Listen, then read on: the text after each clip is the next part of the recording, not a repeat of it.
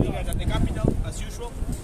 So, ladies and gentlemen, thank you so much for coming, for joining us. We fire one of the guns, of course, at 12 and 4 o'clock. And this is a very old tradition that starts in 1640, right? So, first of all, welcome, good morning. Thank you so much again for coming. This place is called the Saluting Battery. And nowadays we hold the most important tradition in the Maltese Islands, which is the fire of the cannon at 12 and also 4 o'clock. It's a time-keeping tradition, a time-keeping service which began again in 1640. Back in those times, ladies and gentlemen, people didn't have clocks, watches, any way to know the time of the day. With the fire of the cannon, we used to have basically, practically organization in this region, okay? Which is the Grand Harbour, the three cities, Floriana, and finally the capital itself, Valletta, okay? As you can see, there are 8 guns currently nowadays in formation, ready to be loaded and fired. And we fire them all for many practical reasons, not only the timekeeping. So now I'm going to show you how we load and fire these guns. In approximately 20 minutes, my colleagues will take you away from the guns. You need to stay away, of course. And since we load and fire 3 and 4, you need to choose the corner or approximately behind one of the cannonballs lines over there. This is for your safety. And I'm going to bring 2 cartridges full of gunpowder, live ammunition. The first gun to be loaded is the gun number 4, which is called the backup, the spare gun, the gun that of course we don't want to fire. Okay? Then when I finish loading this gun, I will come here and I start loading the gun number 3, because today this gun has to be fired. Yesterday we fired the gun number 4, today number 3, tomorrow number 3, the day after number 1, and so forth. Always backwards. Alright, so let's speak about the gun. We have 8 guns made in 2011. They are new cannons, okay? They are made of iron, all of them 2 tons each, so they are very, very heavy, and they are British guns. The name of the cannon, the model name, is the 32 pounds smoothbore breech loader cannon. You can take note, it's a very useful knowledge for your holidays. The first part of the name, 32 pounds, let's break it down, is the weight of the cannonball. 32 pounds equals approximately 14.5 kilograms. Weight of the cannonball that you can see around the platform. We have some cannonballs, okay? Don't pick them up, please. You want to do it, but please don't, because well, we have cannonballs rolling every day on the platform. Not kidding. And behind me, for example, right now, you can see the reasons why no cannonball is fired from the platform. Sorry. We like to, but not yet. Right. The second part of the name, so 32 pounds, a smooth bore. I'm going to open both guns. Well, actually, one me, one my colleague. Fantastic. The second part of the name is in reference of the way these guns were made in 2011. Inside, they are absolutely smooth. There is no pattern, there is no rifling, they are absolutely totally smooth. This is because these guns are imitations, so to speak, or replicas of Victorian cannons. Okay? Right. The gunpowder, in those days, the gunpowder and the cannonball used to be loaded separately. As technology got better, everything became one single piece of artillery. So if we load and fire a cannonball, the direction won't be straight. Because today the guns have a rifling, so the shot goes straight following this path. These are smooth, so the final trajectory would be very inaccurate. They are not very precise guns, okay? Right, so 32 pounds, a smooth bore, and finally the last part of the name, breech loader, which is in reference of the mechanism that we have here right on the back. As you can see, the guns, these 8 guns, are loaded from the back. Now we need to open this mechanism in order to load and then fire the gun properly from exactly this place. As you probably know, this is very uncommon for a cannon. A cannon is always loaded just from the front, like the guns on the corners and some of the guns right behind you. By the way, those guns are original Victorian and Napoleonic cannons. Sorry, we have to say cannon, singular, otherwise we don't sound very excellent.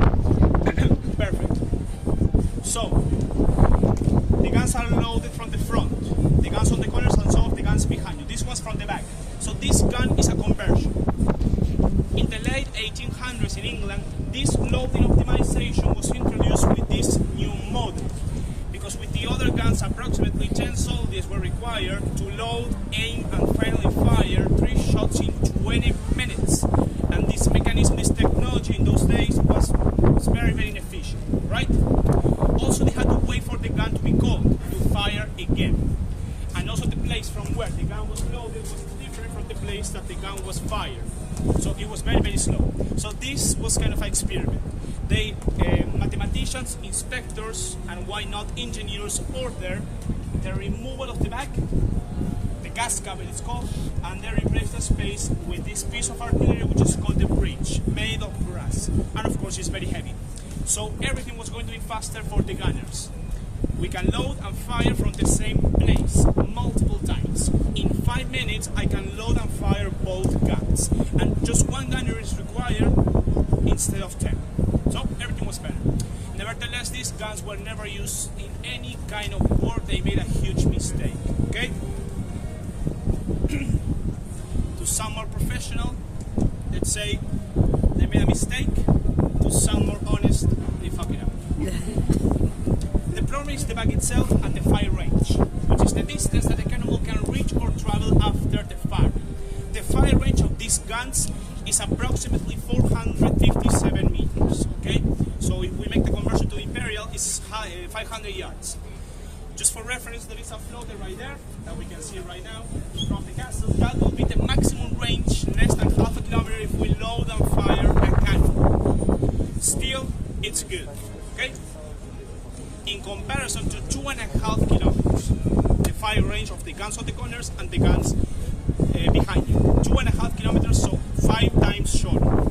So these guns are only ceremonial. And we fire them for many reasons that I'm going to explain right now. Good.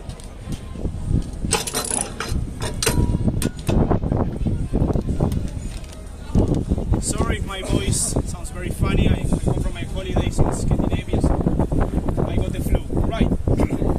How we load and fire? So again, I'm going to load the backup, the spare cannon, and then I will come here and I start loading this gun. As you can see here, we have some instruments that we need to handle properly, manipulate to succeed, to fire the gun properly. So the first one is what we call the pricker. Every gun on the left has the pricker. There is a holder here, okay? And as you can see, the pricker is a stick or a rod made of brass, and we have this pointy end and the handle. The first thing to do is to put it here for the vent hole. The vent hole communicates the outside with the inside of the gun, okay? And the first thing to do is to clean the vent hole properly. It's going to get dark, okay, because there is gunpowder from previous firings. It has to be clean because right here, after loading the cannon, we will put the trigger on to fire, okay? Also, by doing like this, I'm supposed to feel that the gun is absolutely empty, okay? Step number 2, the opening of the breech, and very carefully, very slow, okay?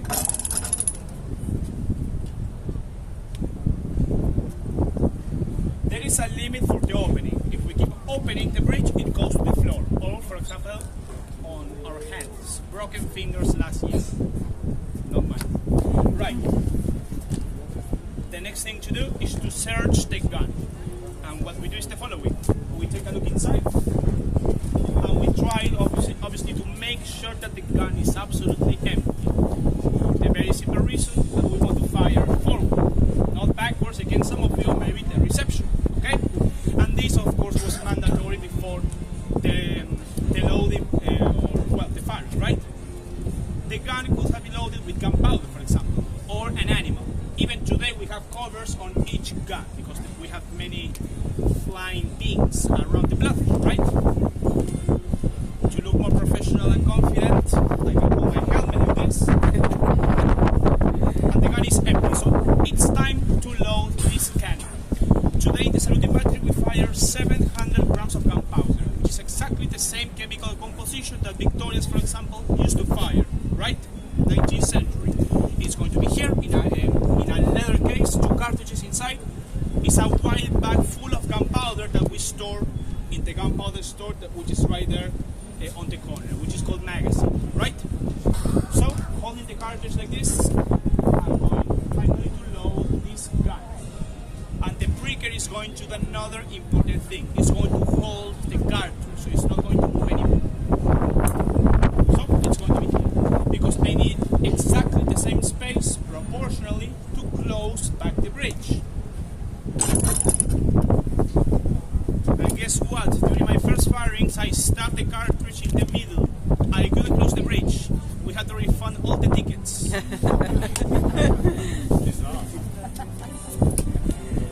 The breech is closed. Now it's locked, but mechanically speaking, it's not ready for the fire. There is one more thing to do. Now we can fire. We are going to be excited, waiting for the cannon firing, recording this historical moment, and meanwhile, I need to do the following. Again, I do like this with the breaker. I'm going to release gunpowder inside, of course, for a better explosion. Also, I need to create a pulse on the cartridge. The cartridge needs the spark, and the spark comes from the trigger. Okay, that creates, of course, the ignition. Right. So the gun is ready. This is the trigger, okay, that we use to fire these guns. A spring loader trigger. We have three mechanical parts. The first one is the opening, which is called the hammer. The second part is the spring. And finally, the fuse holder. The second part of this mechanism, which is essential for the firing and the success of your holidays, perhaps, is the fuse. The fuse contains gunpowder and also this percussion cap right on top. So how it works is very straightforward. I'm going to release, first I have to screw it in. I'm going to release the hammer with the linear, which is right there. And the hammer is going to strike the percussion cap.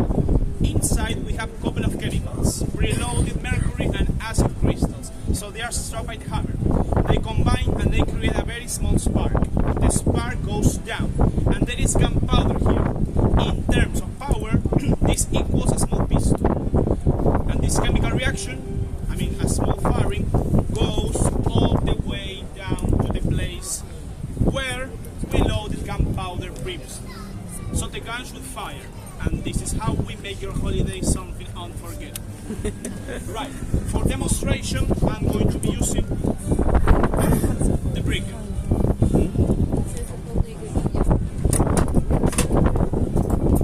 So let's pretend this is the fuse, okay? So the gun is ready. The next thing to do, we always hold the trigger. We never leave it alone. As you can feel right now, it's very windy. This can happen. The gun fires before 12 o'clock, for example, 11:59, 40 seconds, which is terrible, annoying, embarrassing. Okay, so we make sure that the gun is ready, and just in case, of course, we hold the trigger like this. With the other hand, we take, I broke the rule, but it's okay, the lanyard. The lanyard, as you can see, is a simple roll with the metallic hook and also this wooden handle. Even today, this is part of the uniforms. If you pay attention to any kind of parade or ceremony with soldiers, any kind of regiment, you will see that they have the lanyard on their shoulder, okay? Even though it's decorational, it used to be very practical. In artillery regiments, for example, there were always more lanyards than cannons. This way, they made sure that the guns were constantly fired. Let's say I pass away in combat, so my colleague with his lanyard was available, or is available, let's speak in present, to keep firing the gun with his lanyard, okay? So the gun is ready. Now we wait for the order for the firing. How do we know it's 12 o'clock or 4 o'clock to fire the gun? The answer is the music, okay? The music comes from the computer, the locker room, the office, and well, it's the internet, so we are very accurate in terms of timing. Also have my sergeant. He's going to give to have a watch, the granny watch, Victorian watch, and he will give the order, okay? At certain point, he's going to shout, "Gunner, make ready." When the music goes down, he needs to shout, "Gunner, make ready."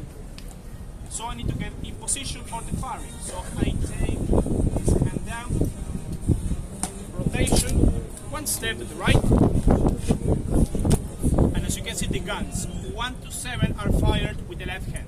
If there is a very unfortunate misfire, I will use the right hand with the other cannon. The gun number 8, the last one, is fired with the right hand. So the drill is the same, but more or less the other way around. So we load first 7 and then we go and fire gun number 8. I need to look smart, confident, handsome, open chest, chin up, okay, glory, everything is perfect. Need to be aligned, of course, with the trigger. So when the music is dead, it's completely stopped, it's going to shout noonday gun fire. At 4 o'clock we shout evening gun fire. So at 12 o'clock we announce the beginning of the afternoon with the firing of the cannon from the saluting battery. This is the timekeeping system or service. At 4 o'clock we fire because it's the beginning of the evening, the last 8 hours of the day. So at this point, there are 2 possible scenarios. The first one, the gun fires and we become popular. Everyone loves the gunners, pictures with nice ladies, everything is amazing, okay? Good comments on TripAdvisor. Right? We did our job properly. Or the second option, nothing happens. And we become the laughing stock of the island. In that case, we try again. Very quickly, we have 2 to 3 seconds of very embarrassing silence, of course. In the meantime, we need to open and close the trigger like this, because the gun needs a second strike, another go. And the gun fires 95% of the cases, okay? Otherwise, doesn't fire, we go to the next gun and we fire. This is spare cannon. Today is my firing 367. I completely misfired once. I misfired the first cannon 12 times, so I ruined 12 holidays. So hopefully it's not going to happen again. Other than that, it doesn't happen very often. This is one of the reasons why we fire the guns in the saluting battery, the timekeeping. The second reason is the name of the place itself, saluting battery. Sometimes we receive significant or very important cruise liners, ships, naval ships with politicians, and we fire all of the guns, 7 or 21 rounds. Full gun salute. These are basically lucky numbers for navigation, and sometimes in return we'll receive a salutation from the ship, okay? 7 or 21 times. Odd numbers. Right. Then, for example, we have national holidays, weddings, competitions, celebrations of any type, ceremonies, of course, and we fire all of the guns. For example, tonight at 7:30 in the afternoon, in the evening, sorry, the battery is going to be closed. You can watch this from the balcony. We are going to have a wedding. We will fire all of the guns. And more importantly, historically speaking, thanks to the saluting battery, hundreds of ships didn't get lost in the Mediterranean Sea. The calibration of the navigation instruments was announced with the fire of the cannon from the saluting battery at 12 o'clock. So this way, hundreds of sailors and mariners didn't get lost, or visitors didn't get lost in the Mediterranean Sea, or more importantly, in the ocean.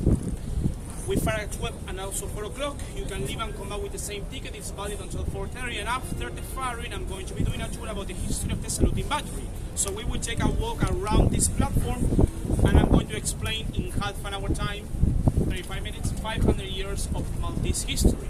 Actually, it's 494, but if we round the number, it sounds nice. Thank you so much for your attention. Happy holidays. Enjoy your stay in Malta. And of course, if you wish, see you later during the tour